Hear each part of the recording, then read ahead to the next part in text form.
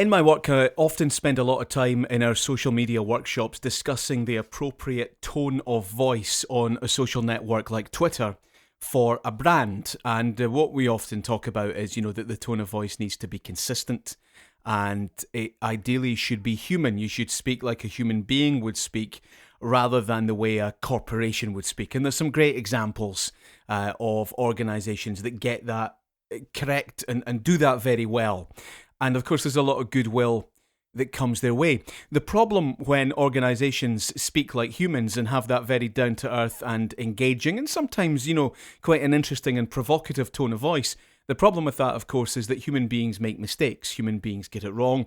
We say things that are misinterpreted, and sometimes we say things without thinking and we get ourselves into trouble. Whereas, if you talk all the time like a corporation, that sort of, quite formal speech, then rarely does anybody ever get into bother for that. It's just not particularly engaging and it doesn't work so well in the sort of social media sphere. So there's quite an interesting exchange on social media over the last 24 hours or so. The Harry Potter author JK Rowling wrote an essay on her website explaining her concerns about some proposed legislation, particularly in Scotland with the Scottish Government and the Gender Recognition Act. And she talked about some charitable organisations that she is involved in. She talked about people that she knows and people that she's worked with. And she talked about her own experience of surviving abuse and violence within a relationship. And she published that and she attracted quite a lot of support and, of course, as you would expect on social media, attracted some criticism as well. The Body Shop, who are on Twitter at The Body Shop, tagged her in on a tweet. Hey, at JK Rowling, here's something we made earlier. We thought you might like one. We've also popped in a vegan bath bomb and a copy of Trans Rights by Paisley Curra for you to read in the bath.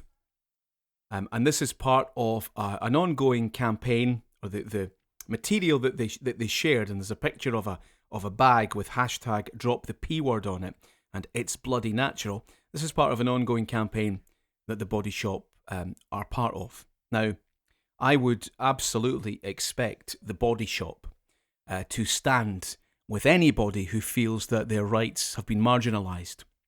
When you talk about transgender people, again, I would 100% expect the Body Shop to stand with them and to be vocal supporters of the trans movement.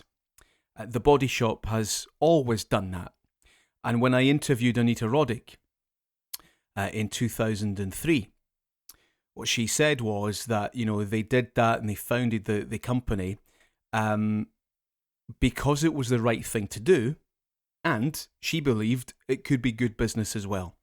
And she was right. And now we see this whole idea of ethical business is one that many of us recognise and many of us embrace. And I think the Body Shop is a fine example of ethical business and balancing people and profit. Now, the interesting thing that struck me about this exchange on Twitter, well, it's not really an exchange. JK Rowling published something on her website. She never tagged anybody in. She just published it. It's her website, her opinion. She wants to share it. The Body Shop took it upon themselves to tag her in their response. Hey, JK Rowling, here's something we made earlier. We thought you might like one. We've also popped in a vegan bath bomb and a copy of Trans Rights for you to read in the bath. What interests me about that is that they did that in response to a post where JK Rowling shared her experience of abuse and facing violence. And if you read through the replies that the Body Shop has on their Twitter channel, of course they have attracted support, as one would expect. They've also attracted quite a lot of negative comments, people who appear to agree with some of what I'm saying. I think JK Rowling, and I hope you would agree, she's got every right to express her opinion. She did that, I thought, in a fairly friendly, down-to-earth and reasonable way. I certainly maybe don't agree with everything that she was saying, but she seemed to say it in a very reasonable, democratic, fair and balanced manner. And seem to be grounded in research as well. But I just think that's interesting that she shares that story of experiencing abuse, and that's how the Body Shop responds. Which makes me wonder, given that JK Rowling never tagged them in, it wasn't a conversation they were having, the Body Shop just felt fit to respond in that way. If my wife or my mother wrote a blog on their own website and shared their experience if they had suffered abuse in their lives, is that how the Body Shop would respond? And you probably say, well, of course not. Well, why not? Are you suggesting then that it's somehow different for JK Rowling because she's a celebrity, because she has money, or because she has power, that somehow her experience of domestic abuse would be different? Or do you not believe her? And if they would respond like that, if it were my wife or my mother, that's not the Body Shop that I recognise. That's not the Body Shop that I spend my money in every year. It's not the Body Shop as Anita Roddick explained to me. So I'm not sure which it is for the Body Shop. Whether they believe that JK Rowling's domestic abuse is somehow diminished because of who she has gone on to become, or if indeed they are just in the business of calling out anybody with views and opinions that they disagree with, no matter who they are.